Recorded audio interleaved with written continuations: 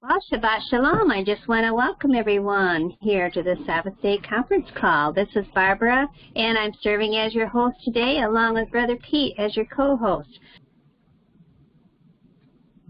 I can't find a single verse in the entire Bible commanding me to worship on either Saturday or Sunday. The reason is even more compelling. The biblical calendar's months and weeks are based upon the moon's lunar cycle. The biblical calendar. Begin with the dark moon as the original new moon of our Creator. Then count 7 days to the first quarter phase. 7 more days, and you're at the full moon. And the middle of the month. Count 7 more to reach the third quarter phase, and 7 more back to the new moon. But alas, most will go their own way, following the path of least resistance.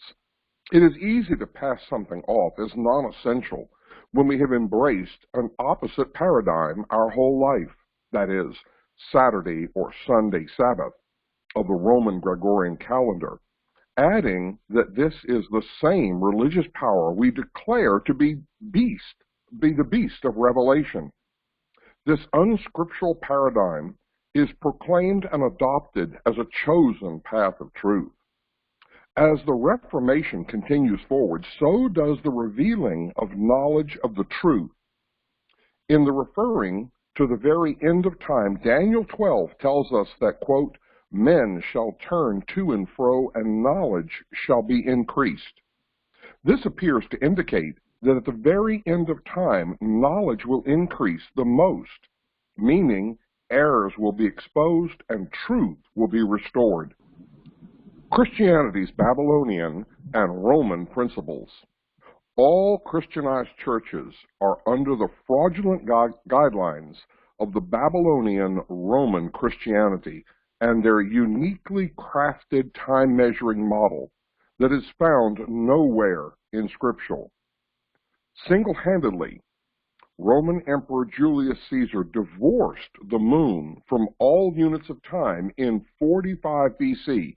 Then later, the Jews in the 4th century AD were pressured to change their calendar to what is now in conformity to the Babylonian Roman system.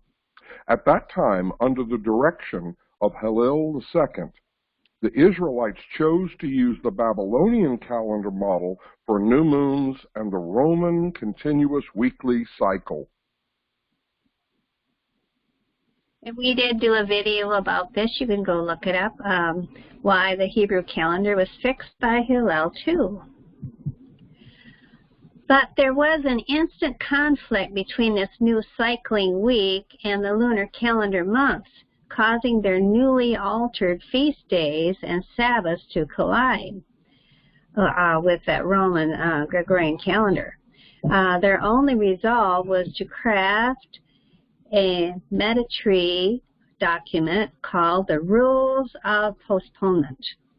This set of rules had never been necessary when Israel had utilized the authentic and original calendar.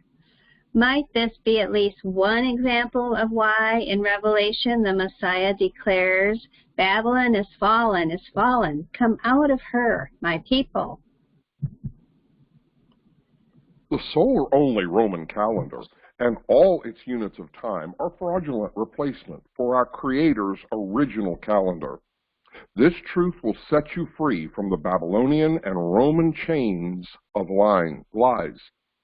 To discover that neither Saturday nor Sunday is the sacred Sabbath of the Bible, it is an expose of one of the greatest deceptions of all time, especially against Yahweh, the Most High, and those seeking to worship Him in truth. Add to this that our entire calendar paradigm is a lie, directly from Satan's seat of government, referred to in the Scripture as Babylon the harlot.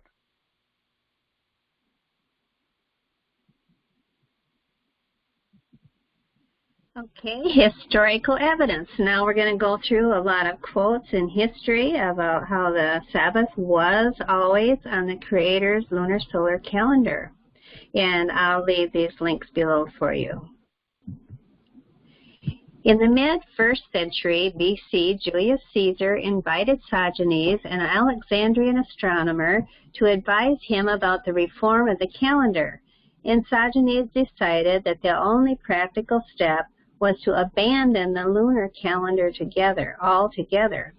Months must be arranged on a seasonal basis and a tropical or solar year used, as in the Egyptian calendar, Julian calendar, Encyclopedia Britannica.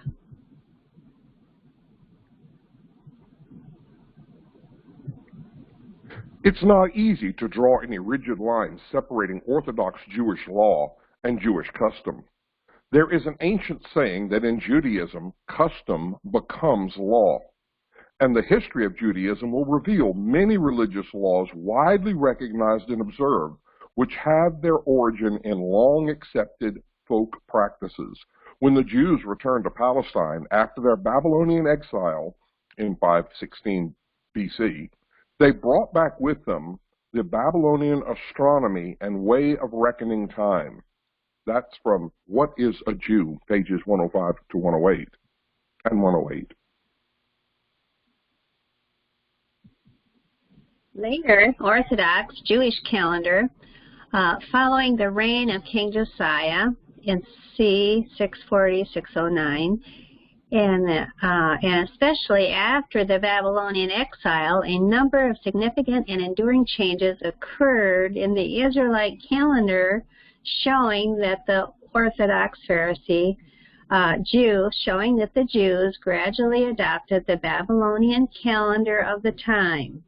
The day, however, was counted from evening to evening after the Babylonian fashion. And that is from the New Catholic Encyclopedia, volume 11, page 1068. In certain spheres of the population, the older system of time measuring continued to be in use, either exclusively or side by side with the newer system. Thus, in the temple service, the older system continued all through the time of the existence of the Second Temple. And there, the day was reckoned from morning to morning, and that from Rabbinic Essays, page 447 and 5 to 451. The changes in the calendaric position of the weekly religious rest day have been few from prehistoric times to the present day. The Sabbath, which comes down to the Jews from prehistoric or prior to Moses times, was the 7th day of the lunar week. The lunar week and the lunar month gave the simplest form of time division to early man. Moon and month meant the same thing. The division of the month into 4 weeks of 7 days, and the weekly division begun again at the time of the next new moon.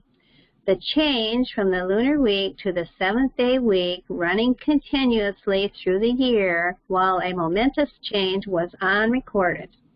The use of two styles of weeks seems to have existed together, and the more modern 7-day week slowly but finally supplanted its ancient competitor.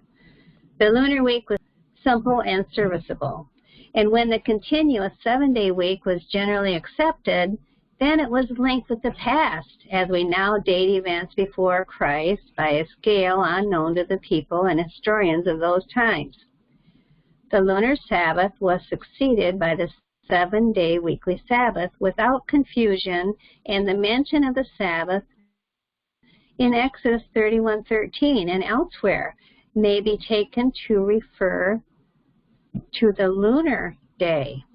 And this is all from Sunday, the world's rest day, the Sabbath, the day which divine love established, and that whole quote is there for you to look up. So with the destruction of the temple, AD 70, the Sadducees disappeared altogether, leaving the regulation of all Jewish affairs in the hands of the Pharisees. Henceforth, Jewish life was regulated by the Pharisees. The whole history of Judaism was reconstructed from the Babylonian Pharisaic point of view, and a new aspect, Phariseeism, shaped the character of Judaism and the life and thought of the Jew for all future. Several customs which prevailed during the age between the exodus of the Israelites and the resurrection of Christ had so completely changed by the 7th century Christian century that the translators of the authorized version of the English Bible were not able to perceive some important truths taught in the Greek version of the New Testament, and the Greek New Testament unseen truth would not be clearly translated into the English Bible. The student who of necessity was limited in his studies to the English version would not be able to see more truth than was expressed in the English version. Second, since the Jews for more than 16 centuries had been observing the Saturday Sabbath, and since Christians had been for more than 18 centuries having a fixed Sunday Sabbath, it is only reasonable to expect Sabbath writers to try and interpret all biblical Sabbath teachings on the theory of fixed septenary cycles. But the noted Rabbi Hirschik believes and teaches that, quote, the old Jewish Sabbath had no connection with the fixed cycling week.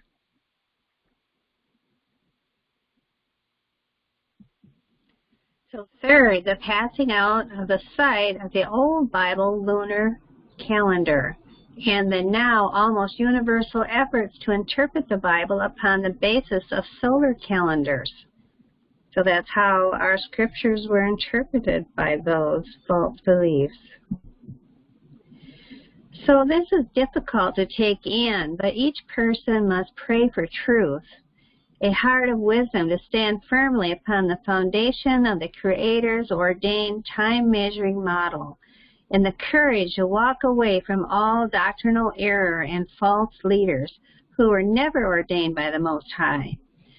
Might this issue of time-measuring methods be the testing truth of the last days by the Most High, as he sets about to separate his obedient sheep from the rebellious-hearted goats?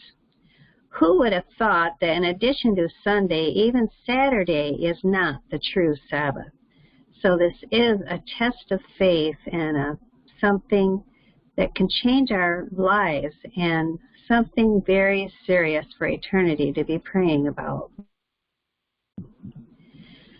You can't find it. There's nothing in the scripture that says Saturday or Sunday is the Sabbath. It's not in the Bible.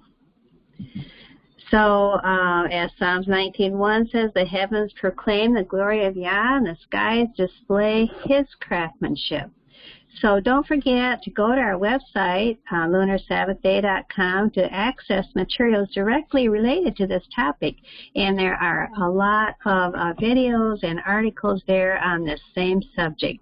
So thank you for listening today. And Yah willing, we'll be back next week.